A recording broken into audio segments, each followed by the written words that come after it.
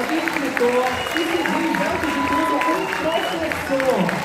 Doutor em Direito pelo Departamento de Filosofia.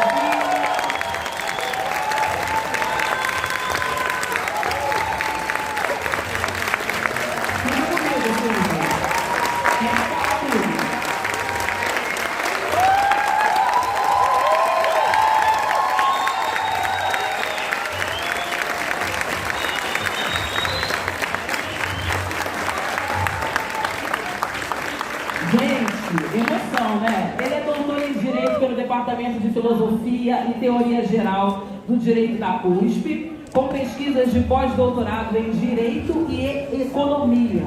É professor da Faculdade de Direito da Universidade Presbiteriana Mackenzie, tanto na graduação como no programa de pós-graduação Spirit Senso. Também é professor das escolas de Administração e de Direito da Fundação Getúlio Vargas. O ministro destacou-se por sua atuação à frente do Instituto Luiz Gama, que visa a inclusão de minorias e a promoção de uma educação antirracista. Nos últimos anos, proferiu palestras nacionais e internacionais sobre temas relacionados ao direito, à filosofia, à economia política, aos direitos humanos e às relações raciais. Doutor, ministro, professor Silvio Almeida!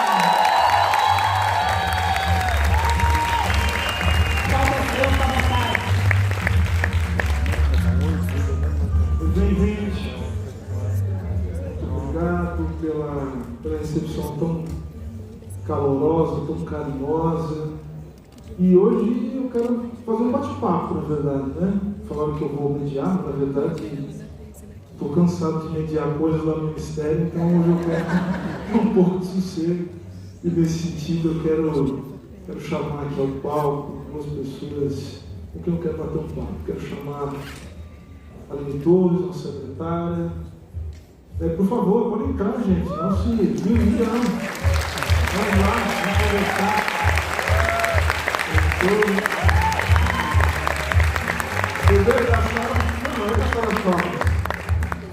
É que, na verdade, escolheram um péssimo mediador.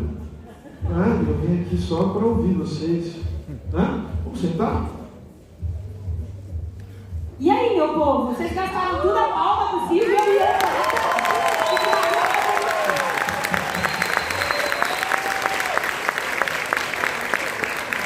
Olha, eu proponho que a gente bata um papo, que a gente converse. Você concorda? Então vamos bater um papo, vamos conversar, que eu acho que isso é melhor. Bora! Na verdade, vamos bater um papo, mas eu queria falar um pouquinho disso. Eu já fiz uma super apresentação do Silvio e não precisa, porque estamos todos muito felizes e contemplados com a sua posição hoje.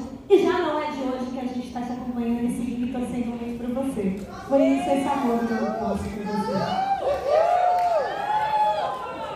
Mas eu quero apresentar para vocês o Ian. O Ian, ele é um carioca, ex-morador do Complexo da Maré, no Rio de Janeiro.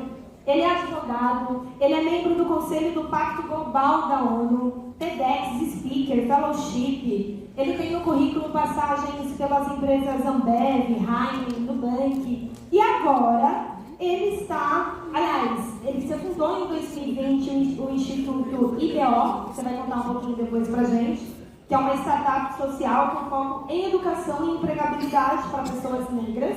E agora, em 2023, você tornou sócio e diretor executivo da consultoria IO Diversidade, que possui foco em ajudar empresas a promoverem uma cultura de respeito à diversidade. Está faltando um pouquinho disso ainda no mundo, e é graças a pessoas como vocês que a gente consegue avançar.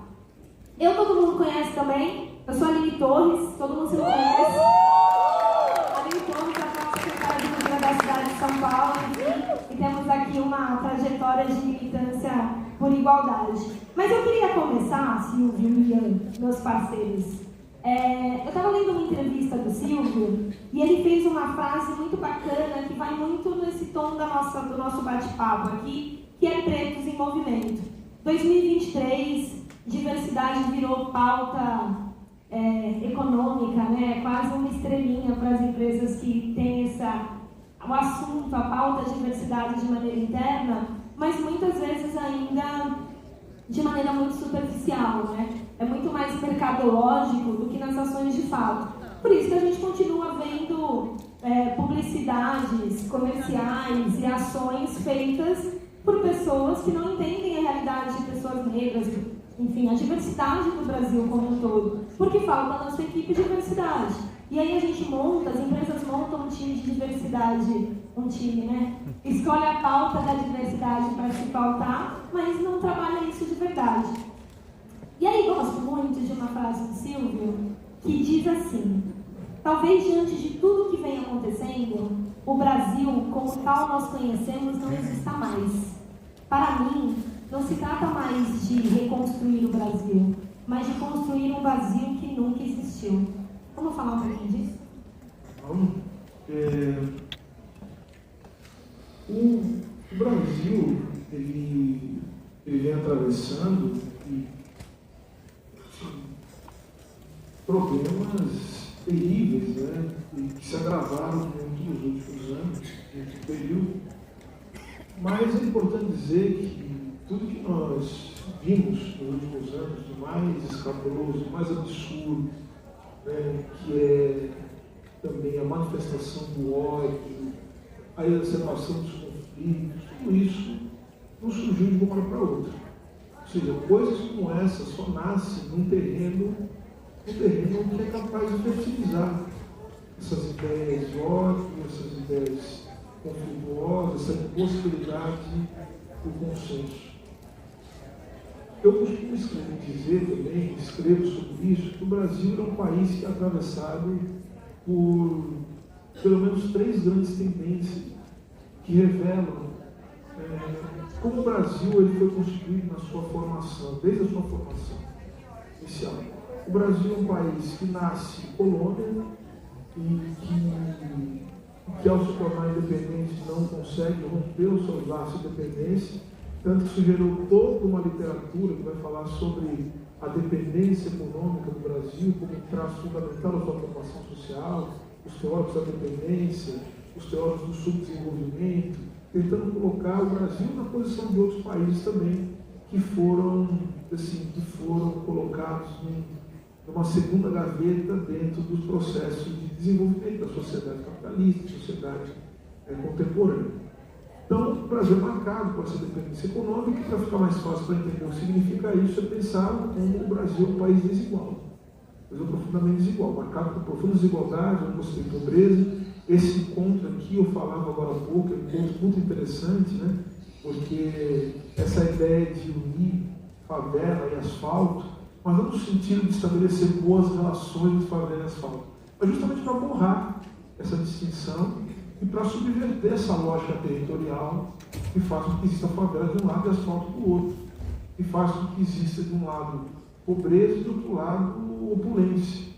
Então vejam que esse lugar aqui, ele é justamente um lugar de reflexão crítica em que a gente vai pensar em economia a partir desses espaços produzidos pela dependência econômica e pela desigualdade, que é uma das marcas centrais do nosso país. E da América Latina, do sul global de maneira geral. Então é isso. Outra tendência que eu me refiro, o Brasil é um país, também por conta do fato de ser dependente, enfim, é um país profundamente avesso à participação popular, à participação social nos processos de decisão política. É um país que tem muito problema com a noção de democracia, de abertura democrática. É um país, como dizem muitos pensadores é um país autoritário. E o autoritarismo está nas relações de Estado com a sociedade, está nas relações, das instituições com as favelas, com as periferias, mas se revela também no cotidiano. É um país de relações autoritárias, é um país em que as pessoas sempre se colocam num campo de fechamento ao diálogo, ao ouvir o outro. Então, essa é uma das marcas do nosso país também. Não é à toa que o Brasil, eu costumo até dizer, o Brasil ele é um pouquinho de democracia cercado de golpes por todos os lados. O Brasil é isso, o Brasil é o país do golpe.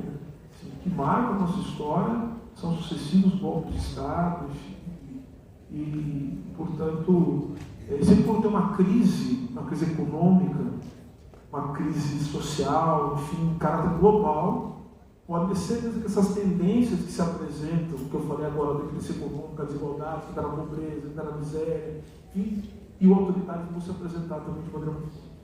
Tá? E o terceiro elemento, sabe qual é? O racismo.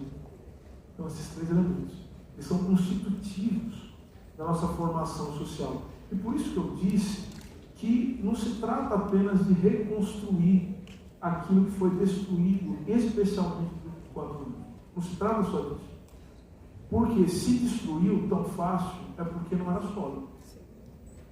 Então nós precisamos pensar como fazer, e eu não sei exatamente como fazer, né? Isso é uma coisa que a gente vai ter que tentar fazer, não só por nós, né?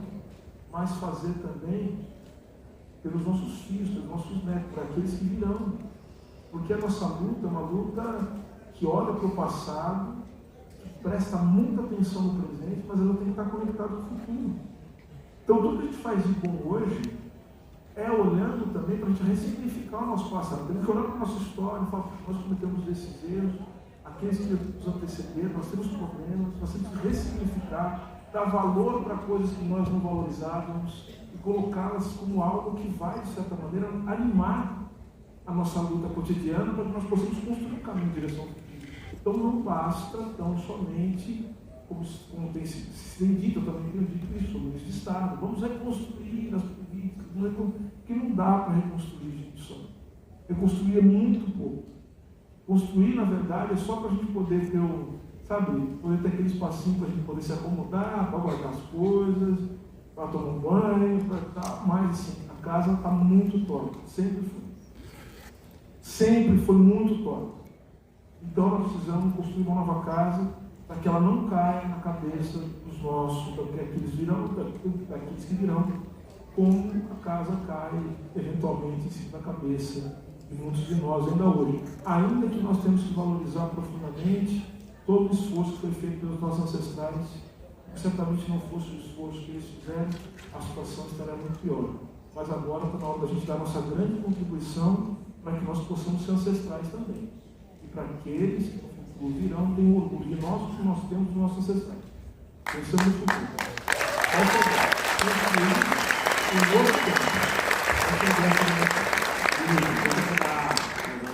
Nessa sua fala, eu trouxe um pouco do histórico, quando a gente olha o cenário de desigualdade. Eu sempre falo que é impossível a gente não olhar para o cenário de desigualdade e a todo momento não racializar essa questão.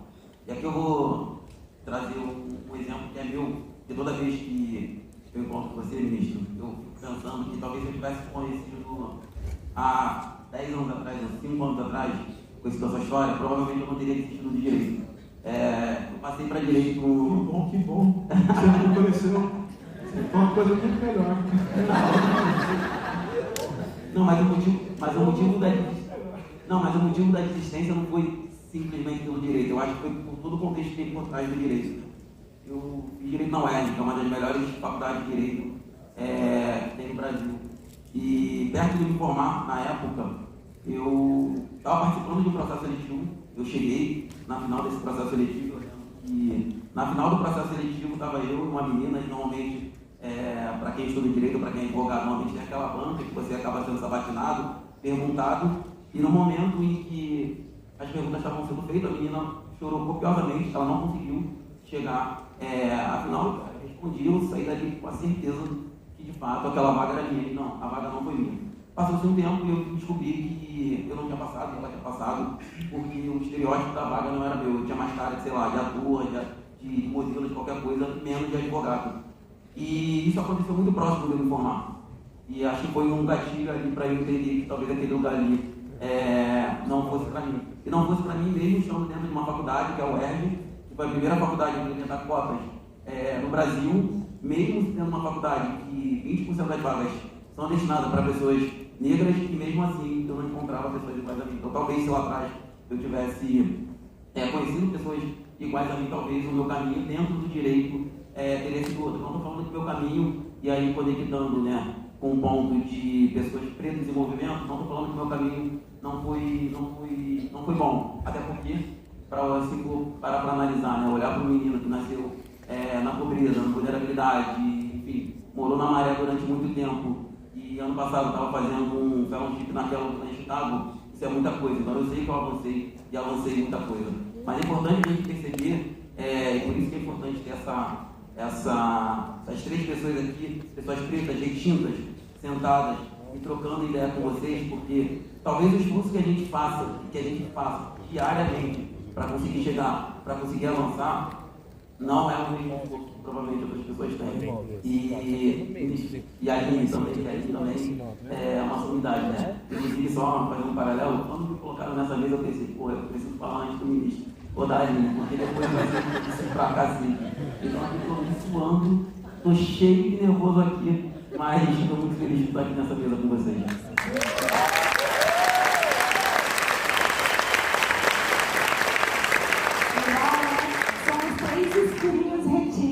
Que maravilhoso. Mas nessa de Pretos em Movimento, indo um pouco nessa história de que não dá para reconstruir, que a gente precisa construir um novo Brasil, e aí o Ian vem com uma lembrança que eu tenho certeza que 99,9% de pessoas negras dessa sala passou por isso, né? De passar por uma seleção de emprego, de uma escolha de uma vaga, e simplesmente o seu perfil poder ser de qualquer outra coisa, menos daquela vaga que você estava trabalhando. Eu hoje, como secretária de Cultura, eu participei de uma live essa semana, fazer um recorte rápido, com uma mulher que ela é vice-prefeita de Carapicuíba, Gilmara, que é uma mulher negra.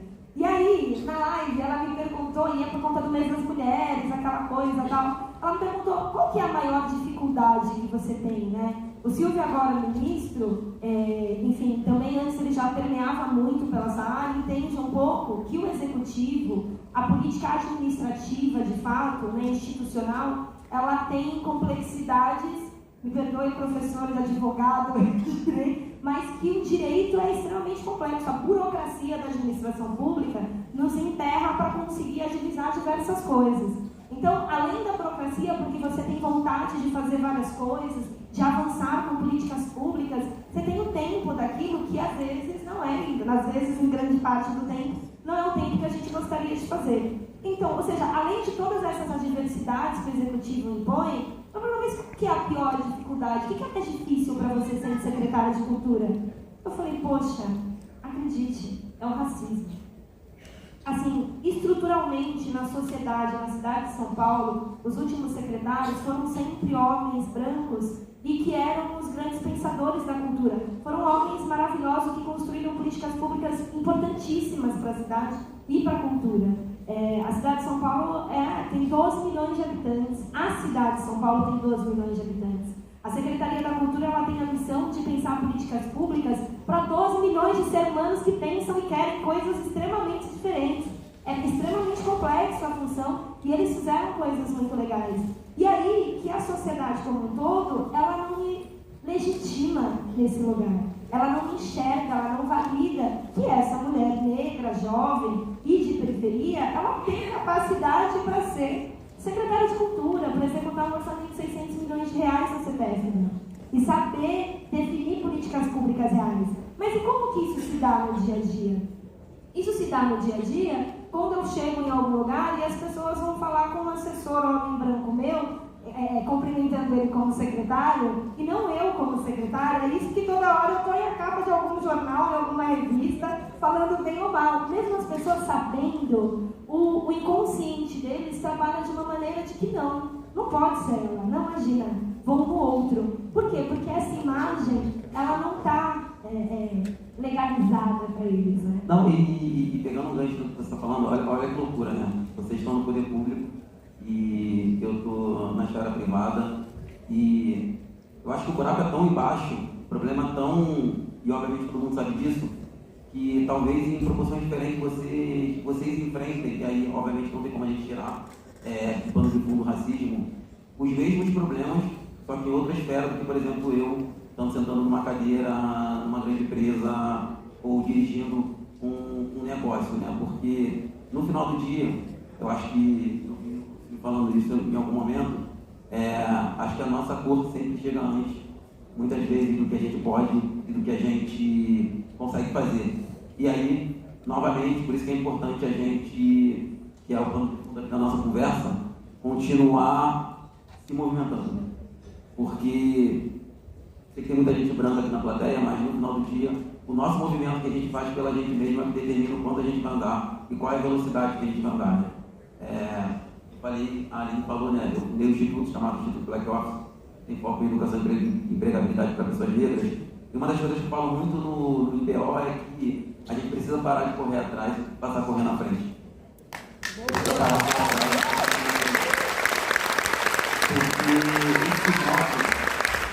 esse modo de sobrevivência que a gente tem, e não é tão simples, a gente, até por conta de todos os problemas que a gente tem no dia a dia, esse modo de sobrevivência que a gente tem muitas vezes faz com que a gente estagne.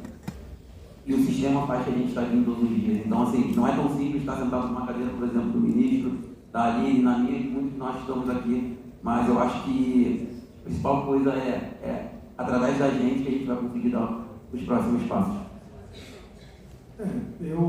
Nossa, tenho muitas coisas para falar sobre isso. Talvez eu até escreva alguma coisa a respeito dessa experiência, que começou há 75 dias, mas parece que faz 3 anos. Né? Uma canseira infinita.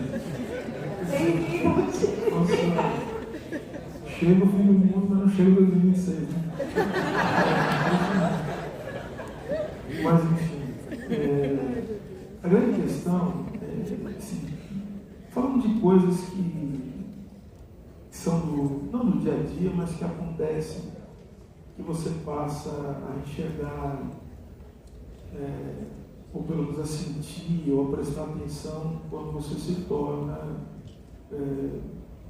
alguém que é do primeiro escalão, né, do governo federal. Primeiro, uma experiência que eu tive, nesse mesmo sentido que a sua, quando eu me tornei professor. Né? Me tornei professor logo quando eu comecei a prestar os processos seletivos, né, nas universidades, logo no início da minha carreira. Aí eu me lembro que eu fui aprovado para dar aula em uma das universidades que eu dei aula durante um tempo, e alguém me disse assim: nossa, nós estamos te dando essa chance, né?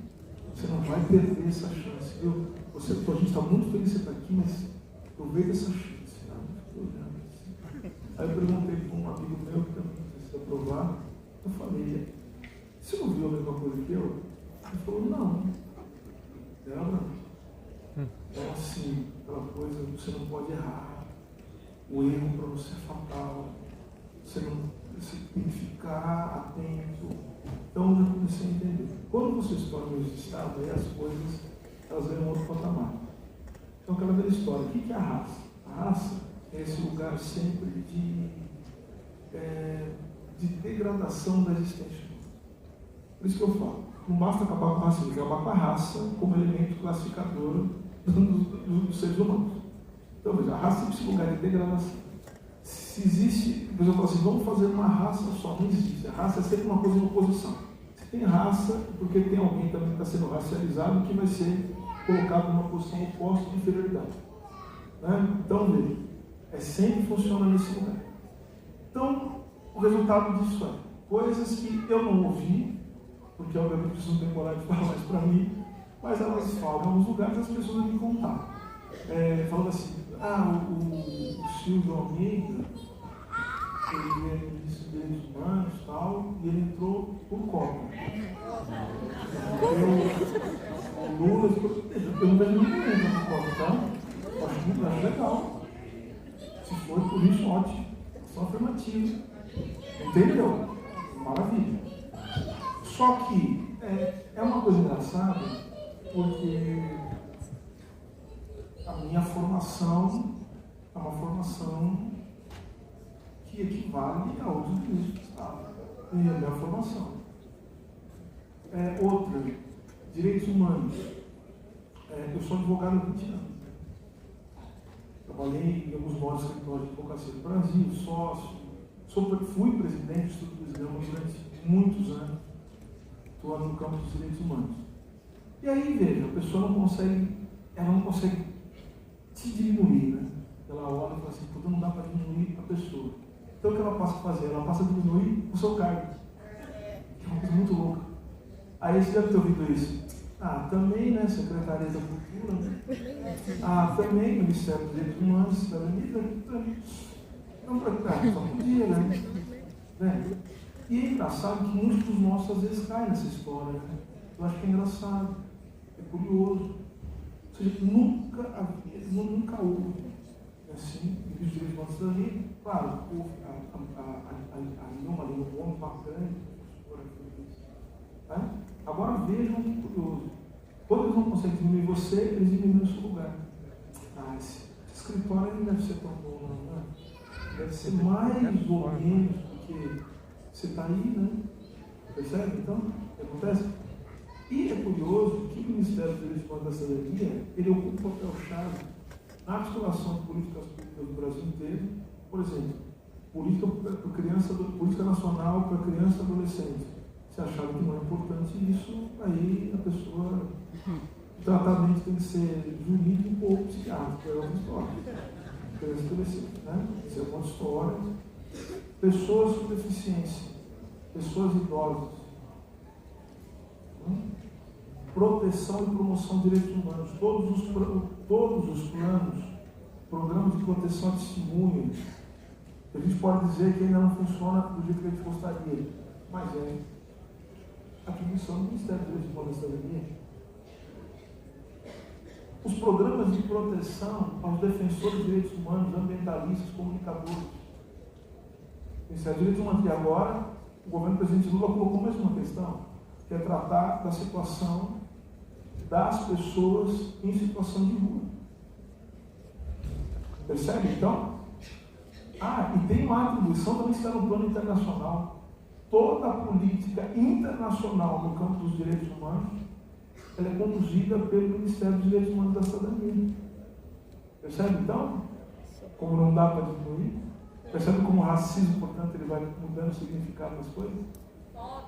Então, esse é um ponto importantíssimo para a gente entender como essas coisas funcionam, inclusive, para a gente afinar o nosso discurso em relação a isso. Porque a gente vê muitos nossos falando repetir essa coisa. Outra coisa, você acha que dá para falar, depois de tudo que nós vivemos nesses últimos 4 anos, essa desgraça cognitiva, dá para dizer que a gente não tem que disputar o campo da cultura no Brasil? Ou seja, se nós não disputarmos esse campo, falava isso com o Pedro Zezé agora, o campo dos direitos humanos, o significado, a gramática dos direitos humanos, se a gente não disputar isso, a gente vai deixar isso a mercê de pessoas que entenderam muito bem o significado disso e não à toa que ocuparam o ministério, não à toa que disputaram comissões da Câmara dos Deputados e ganharam em certo momento, e que são pessoas absolutamente contrárias a tudo aquilo que significa direitos humanos na perspectiva que nos interessa, que é da proteção à vida, que é da valorização da vida, que é da valorização de criança verdadeira, de criança e adolescente, que é cuidar das pessoas com deficiência, dar a elas a possibilidade de ter uma vida plena, que é cuidar das pessoas em situação de rua. Ou seja, se nós não disputarmos esse campo, nós estaremos abrindo espaço para fazer aquilo que ocorre no livro do George Orwell, 1984, ou seja, você pega o Ministério do Amor para produzir o ódio, o Ministério da Verdade para contar mentira. Você pega o Ministério dos Direitos Humanos para promover processos terríveis de violência e humanização. Foi o que aconteceu nos últimos tempos no Brasil.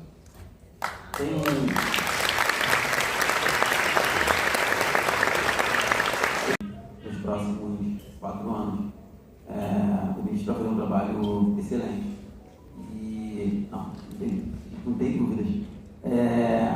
Só que tem um ponto que eu sempre fico pensando, né? Como é que a gente consegue, mais do que, até porque é uma necessidade que a gente acaba tendo, mais do que a gente conseguir fazer o nosso trabalho, a gente consiga dar visibilidade, principalmente para os nossos, do que a gente está fazendo.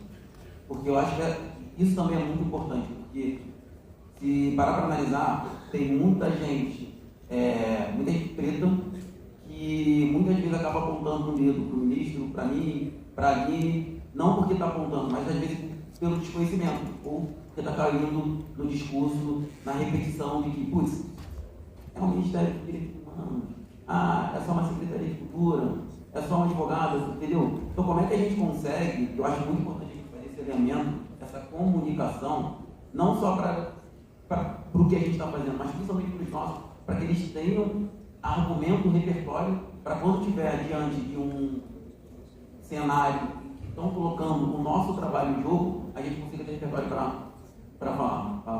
O que você está falando é muito importante, muito importante.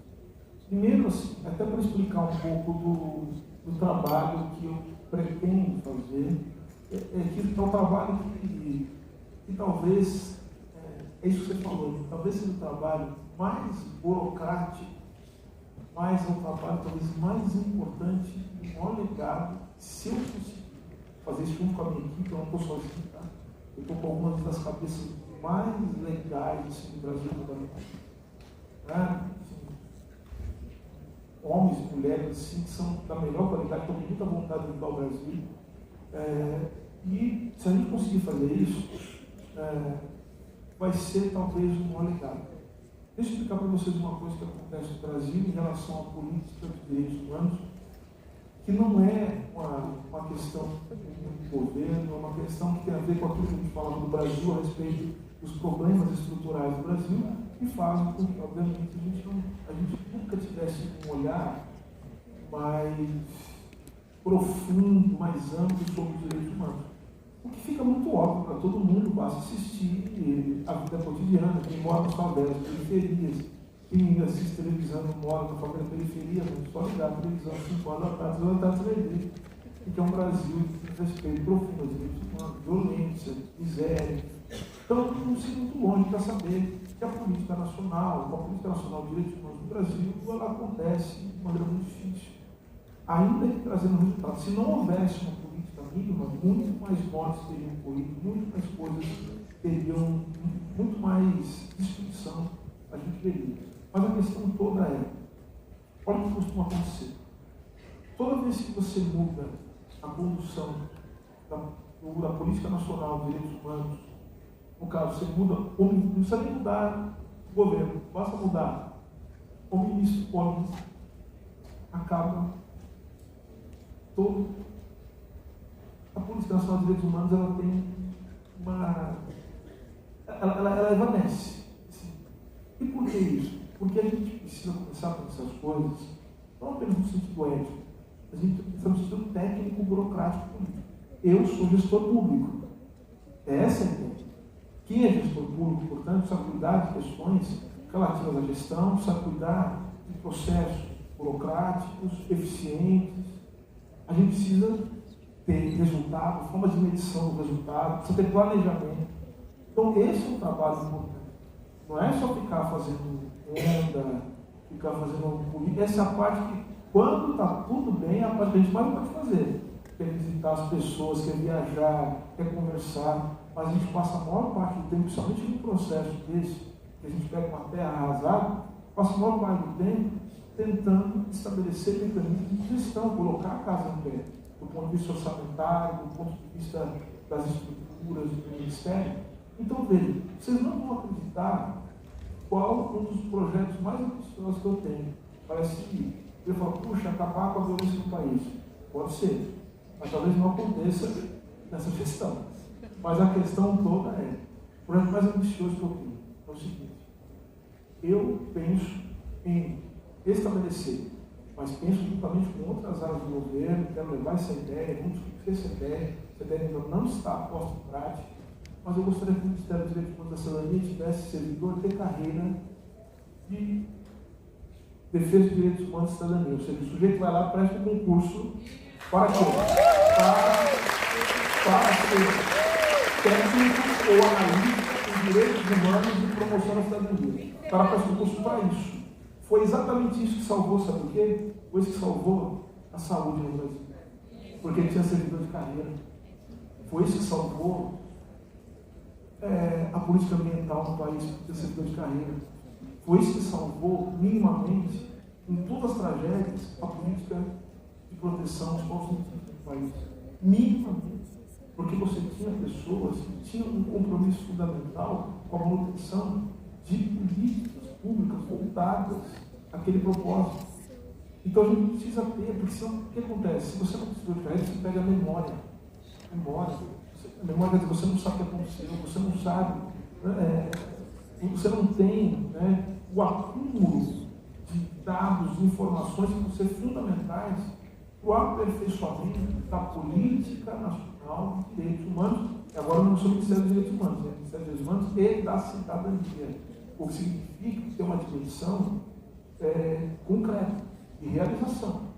Não basta só promover, falar, mas é necessário que os direitos humanos se convertam em possibilidade das pessoas exigirem, de fato, a sua proteção, aquilo que elas consideram que é fundamental para a sua existência.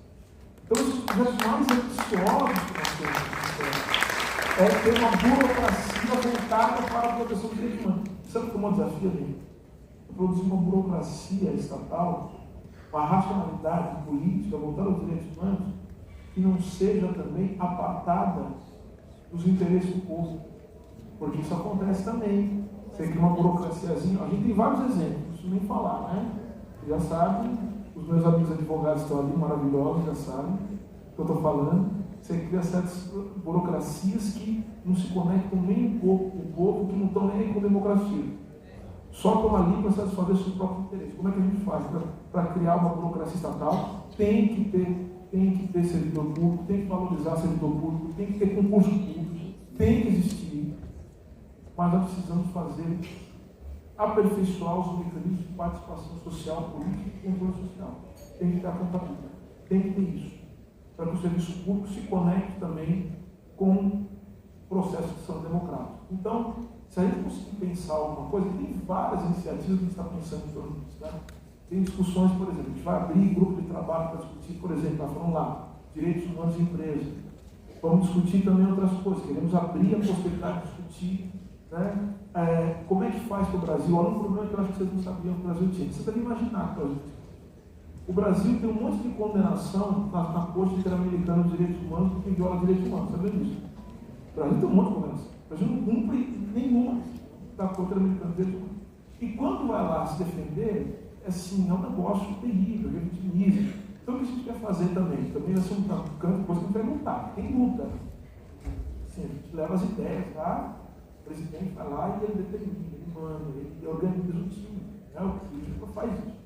Mas nós temos que apresentar as melhores ideias e a viabilidade dessas ideias para o presidente da República tomar decisão.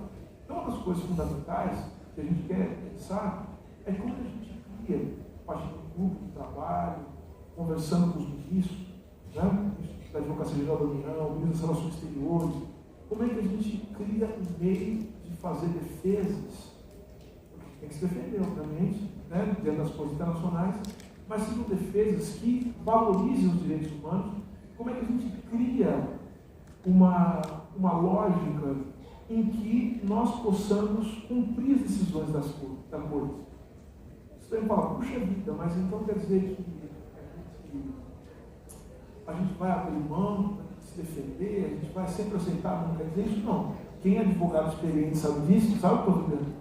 Quem é advogado experiente sabe disso. Às vezes, perder um processo, uma ação, é a maior vitória que a gente pode dar para o nosso cliente. Às vezes, perder é a melhor coisa, reconhecer, negociar, estabelecer formas, porque se a gente tem uma boa atuação internacional no que tange aos direitos humanos, quer dizer que a gente também está protegendo o povo brasileiro. Não tem nada a ver com abrir mão da soberania, muito pelo contrário. Nós protegemos, uma coisa, vamos lá, como é que a gente tem que falar de direitos humanos? Direitos humanos é uma forma de proteção da nossa soberania, porque proteger os direitos humanos é proteger o povo brasileiro. Proteger o povo brasileiro. Então, se eu protejo os povos indígenas, eu estou protegendo o Brasil. Se eu protejo a população negra, eu estou protegendo o Brasil. E se eu protejo os brasileiros, eu protejo também a soberania nacional. Eu acho que esse é um ponto muito importante, porque quando a gente pensa em colocar a pauta de direitos humanos como de fato uma prioridade, inclusive eu gostei muito da ideia, né, de criar funcionários de carreira, que aí a gente consegue ter consistência, a gente consegue entender o início, o meio e o fim, e não ficar toda vez que muda de governo trocando as pessoas, seria excelente. Inclusive, pensar como é que a gente poderia pegar um pouco dessa experiência do poder público, inclusive trazer, pensar direitos humanos, inclusive na esfera privada, porque também tem um papel muito importante para a construção dessa sociedade que a gente vive. Só que te ouvindo, me vem na cabeça que existem vários atores dentro desse grande filme, né? E falar em colocar a pauta de direitos humanos como uma prioridade é entender e escolher quais brigas vão ser compradas, porque uma vez que a gente prioriza, e se a gente priorizar direito humano, principalmente sob a perspectiva racial, considerando que o Brasil tem 56% de pessoas negras, é uma briga mais embaixo. Se a gente escolher priorizar as pautas de direitos humanos, considerando que a gente está falando de indígenas, a gente está falando de mulheres, a gente está falando de todos os processos que a gente tem, por exemplo, na Corte Interamericana, é outro problema. Então, assim, como é que a gente consegue enfrentar todos esses problemas, sabendo que quem está, muitas vezes, com a caneta na mão, não vai querer abrir mão dos seus privilégios, porque é falar que, cara, agora a gente está aqui, a gente pega a pessoa preta. Posso só fazer um recorte aqui para fazer uma amarrada dessas duas falas? No começo, o Silvio falou uma coisa que é assim, muitos dos nossos criticam e entram nessa onda de quando o racismo ele entra no lugar de diminuir, quando ele não consegue diminuir o seu currículo, por você ter estudado, pela sua capacidade, como muitos dos que estão aqui, ele começa a diminuir o lugar. Direitos humanos não é uma pasta tão importante, cultura não é uma pasta tão importante, até porque você está aí. E aí, a gente começa a entender o quanto o processo do racismo, de fato, ele é estruturado, que faz que até que os nossos, eles entrem na narrativa. E aí eu faço uma pergunta. A gente está aqui falando de pretos em movimentos. Somos 3 pretos em movimentos aqui no palco, mas tem milhões aqui, até porque a gente está online também, nessa plateia. E aí a gente está num momento onde temos vários dos nossos que conseguiram ocupar bons espaços, mas estão ali no quase, né? Justamente por conta desse processo todo estrutural que a gente conhece. E aí eu tenho eu fico me questionando, eu vejo algumas posturas, fico pensando, poxa, vou dar um exemplo perfeito aqui, do quanto a gente, você falou também do quanto a gente não pode errar dessa cobrança. Tem um documentário, que é o The Last Dance, que é o documentário do Jordan, não sei quem já assistiu aí, para dar uma acordada, levanta a mão aí para ver, poucos, assistam. Tem um momento que o Barack Obama, ele faz uma participação no documentário para contar a história do Jordan, e aí ele fala assim, o Jordan ele teve uma relevância tão importante que os pretos começaram a entrar dentro de um estádio para assistir basquete, porque tinha um preto ganhando jogando basquete. Até o momento do cara ser o primeiro preto a conseguir ter um tênis com o nome dele e com o layout dele. E aí, em X momento, teve um candidato nos Estados Unidos que era um candidato um homem negro, e todos os pretos, na época, o Obama nem era o Obama que a gente conhece hoje, ele ainda não tinha nem virado congressista, enfim, mas já era um grande articulador da política, porque a política é isso, requer tempo e persistência. E aí o Obama, o cara estava lá candidato, todos os pretos articulados no mundo, dali dos Estados Unidos, fortalecendo o cara e tal, e aí foram falar com o Jordan. Jordan, a gente precisa que você vá lá, apoie esse cara, porque a sua fala vai fazer diferença para ele. A sua fala, você anunciar que ele é o seu candidato, que nós temos um candidato preto, vai fazer com que de fato a gente tenha a primeira vez um eleito negro nos Estados Unidos. E aí o Jordan virou e falou assim, é que os pretos não estão comprando tênis ainda. E aí eu não posso.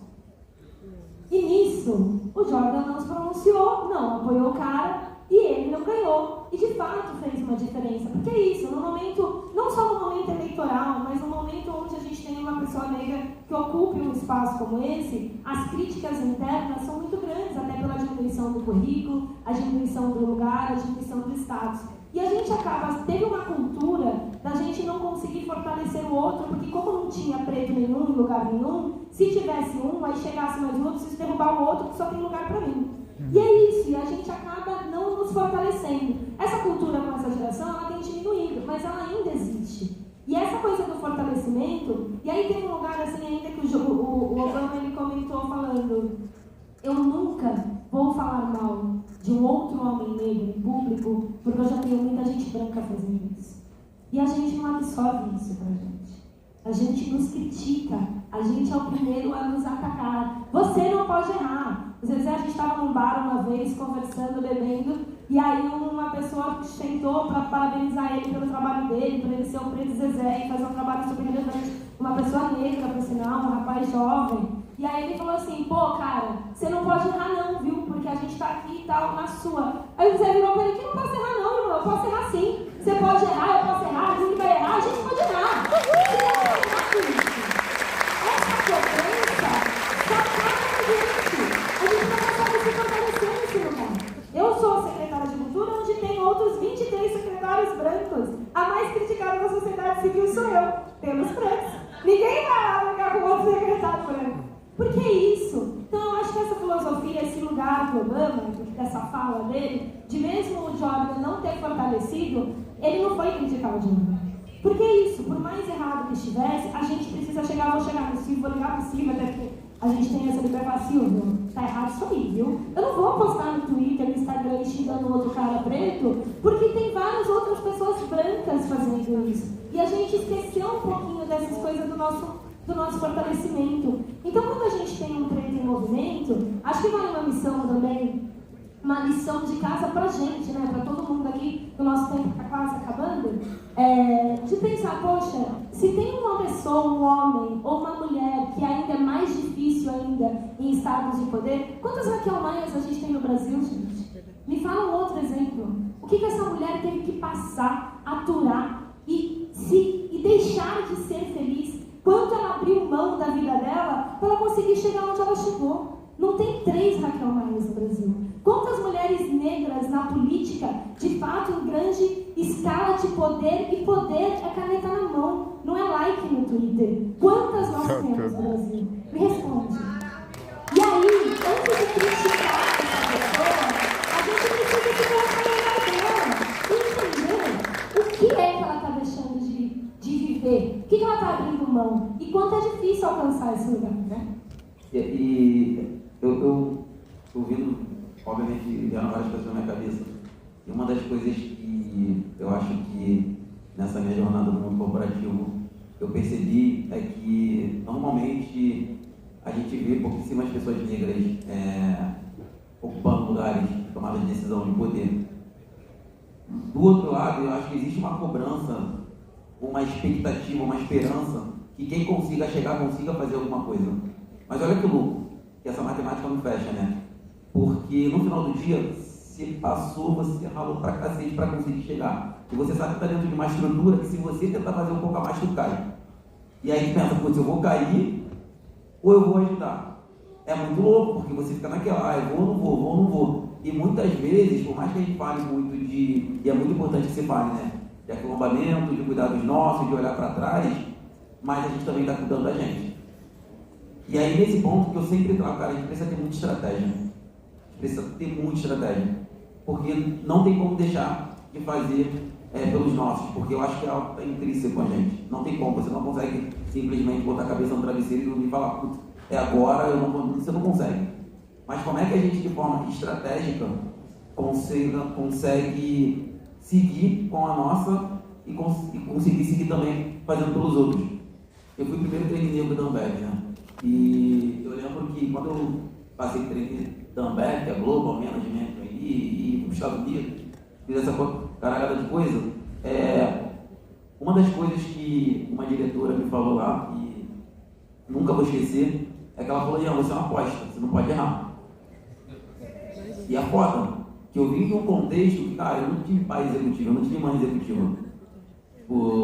Minha mãe com 30 anos tinha 4 filhos, uma mulher preta, pobre. Então quando eu entrei naquele mundo, eu falei, cara, é agora que minha vida vai mudar. E vem alguém e fala, não, tu não pode errar. Então essa expectativa que acabou criando dentro de mim, obviamente fez minha cabeça dar um 360, mas ao mesmo tempo eu pensava, cara, eu não posso errar. Mas ao mesmo tempo eu olhava para o lado, só via pessoa preta servindo café, só via pessoa preta varrendo o chão, e aí por isso que eu sempre trago o ponto da estratégia, como é que a gente consegue ser estratégico a ponto de continuar fazendo pela gente, também continuar fazendo pelos outros. E não necessariamente quem não consegue fazer, eu tenho esse ponto, não necessariamente quem não consegue fazer está errado. Porque está no modo de sobrevivência, está no modo de sobrevivência. Então assim, não dá pra gente falar, putz, fulano chegou e não está fazendo nada. Foda. Porque fulano tem família, fulano tem filho, fulano tem outras coisas para fazer. Não é todo mundo que precisa carregar o fato de fazer alguma coisa. Acho que a gente precisa chegar. Esse é um ponto muito importante. Senhor ministro, eu gostaria de fazer um apelo. Eu gostaria que o senhor desse um olhar diferenciado para a mãe que sofre violência patrimonial para poder formar o seu filho numa instituição federal como engenheiro de automação. Eu me submeto há 14 anos a passar por violência patrimonial no meu trabalho com o meu empregador para hoje formar esse rapaz que está aqui comigo. E eu gostaria que o senhor desse um olhar diferenciado para todas essas mães pretas, assim como eu. Fiz 50 anos agora, dia 6 de março. Ele fez 25 no dia 1º. E eu quero te pedir esse apelo, porque eu te amo e eu acho que nós estamos nas tuas mãos. Não estou te pondo nos seus ombros, não estou transferindo a você. Eu acho que a visibilidade é sua, o apoio é nosso e o momento é seu. Então eu peço que você olhe para a gente.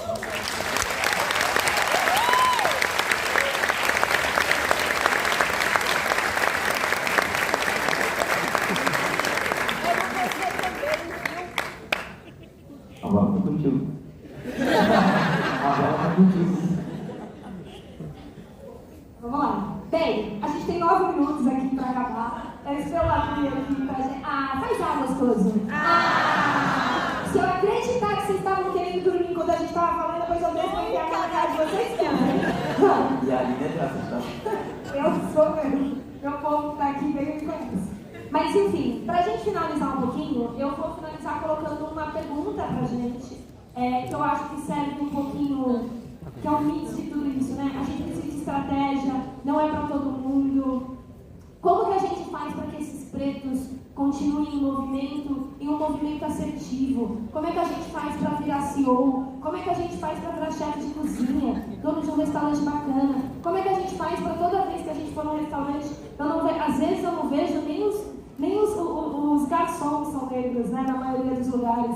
Eu posto muito do meu dia a dia na secretaria, nas minhas redes sociais, e o que eu mais respondo é: nossa, como você aguenta? Você é a única mulher, você é a única negra nesses espaços, todos os dias, em todas as horas. É divertido? Não, não é. É gostoso? Não, não é. Foco na missão, gente. A gente precisa ter mais gente como a gente nos espaços. E foco na missão, não que a militância não seja importante. Eu sou fruto de militância. Eu, com 16 anos, eu estava na militância e eu só sou o que sou graças à militância.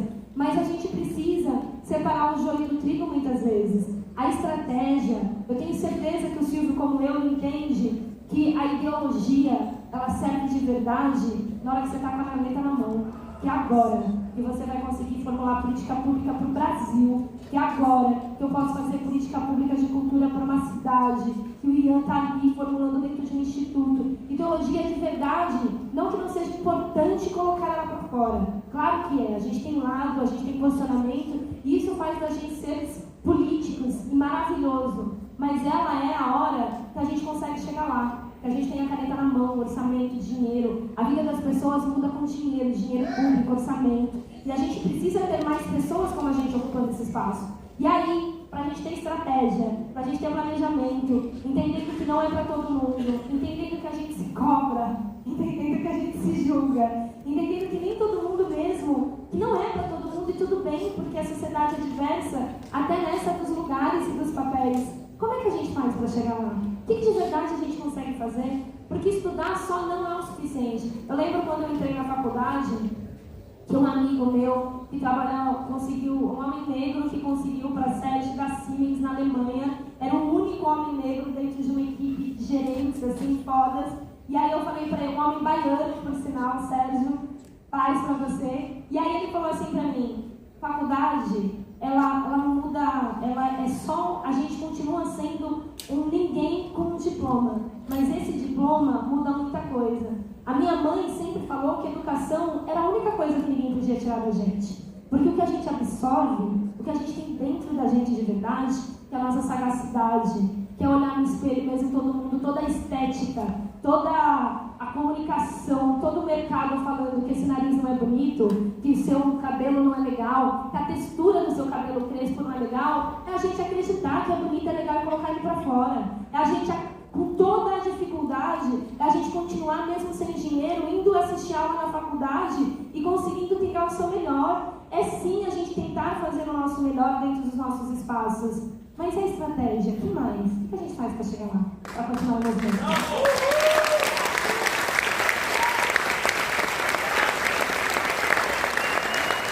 Cara, eu tenho uma máxima que eu acho que eu sempre falo que, primeiro que, principalmente a gente pessoas pretas, tá? Eu acho que a gente precisa aceitar que dinheiro é bom pra cacete. Dinheiro é muito bom. Racionais falam na música dele, né? Preto e dinheiro são palavras rivais. Então mostra pra eles como é que faz. Então assim, a gente acreditar que dinheiro é bom e entender como é que a gente consegue.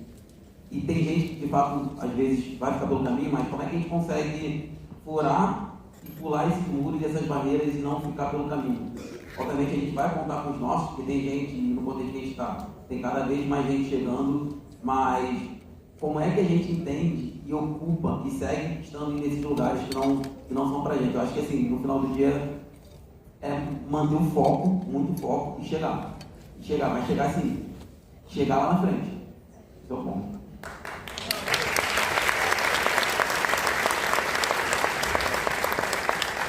Bom, vou responder como eu sempre respondo perguntas assim. Não faço a menor ideia. Não faço mesmo. A questão toda acho que em relação à estratégia, é que eu sempre tomo muito cuidado, tem uma questão, acho que geracional, também pela minha formação biológica, e sempre pensar as ações que nós tomamos enquanto indivíduos como pertencentes a uma contingência que a gente não controla. Ou seja, tem uma série de fatores que condicionam a nossa ação. A gente pode tomar uma série de decisões, fazer uma série de escolhas, só que as escolhas que nós fazemos estão dentro de um mundo que a gente não escolheu, estão dentro de circunstâncias que a gente não escolheu. Eu gosto de falar muito isso para que as pessoas não achem que a minha posição, a minha vida, ela é pura e exclusivamente o resultado de atributos individuais. Eu sou o resultado de uma série de circunstâncias, escolhas que eu tomei dentro de contingência, situações que eu não escolhi, sorte, mais como esse, um homem negro, primeiro consegui ficar vivo, consegui estudar e ter uma trajetória como essa. Então, eu acho que isso só nos traz um pouco mais responsabilidade em relação em relação a fazer essas estratégias, né? Voltando aqui ao assunto que eu falava antes, em relação à projeção, né, que a gente pode fazer no futuro.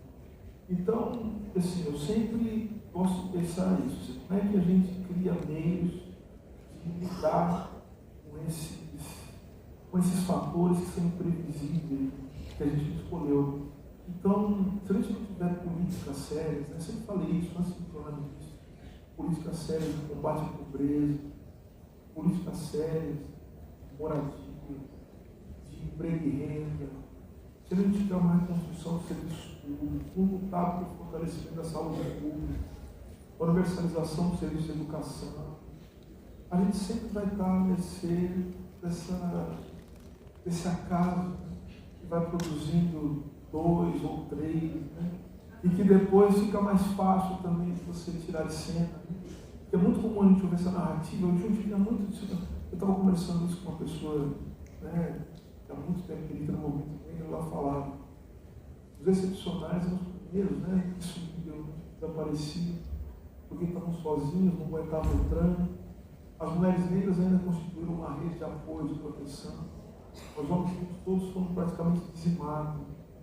Aqueles que foram os primeiros que lideravam, né, esse movimento negro novo que nasceu pós-78, pós-ocupação da escadaria municipal, né? Nenhum.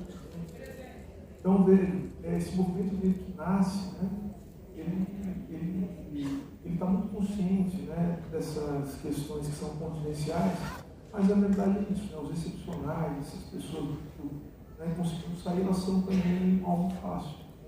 Então, porque a gente não tem essas redes de proteção, de estratégia, de possibilidade. Veja, não é uma questão moral, não, é uma questão mesmo de ter um espaço, um espaço político, de como a gente ter essas estratégias. Então, veja, a gente tem que também, eu sempre gosto disso, acho que a gente tem que ler, estudar, isso é importante, sair um pouco do Twitter, muito político, pouca elaboração, né? Arrasa, então é isso, não é por isso, mas eu acho que tem coisas muito legais, inclusive lá, que eu aprendo muito. Mas é o seguinte, é um ponto, é tramar, né? Falar coisas, tipo aparelho. Hoje fiz uma reunião estratégica para discutir a tomada do poder, né? O cara coloca lá no Instagram, assim, até onde vai ser reunião. Então, tem umas coisas que são meio absurdas, né? Que a gente precisa entender essas estratégias. Precisamos exercer uma coisa que eu acho muito bonita, né? No caso, meu caso que eu acho bonito, né? Eu acho a descrição uma coisa muito elegante, sabe?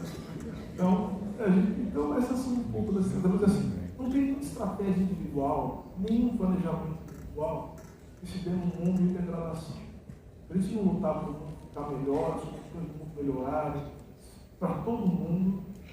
Tudo que a gente fizer vai ser produto do acaso, da sorte, isso vai sendo capturado como um exemplo de meritocracia e toda a nossa luta coletiva vai desastre.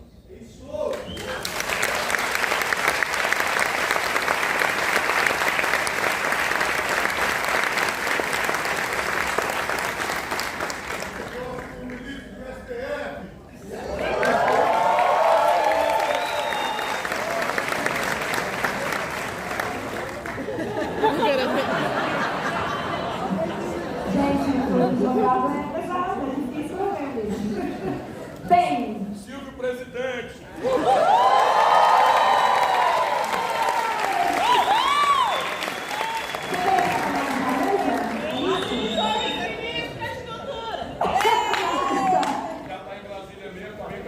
Tá pertinho, gente, acabou. Foi uma delícia, Silvio. Ian, que delícia, de verdade, essa troca sempre é muito poderosa.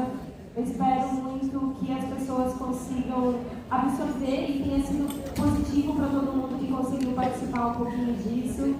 E, gente, foca na missão.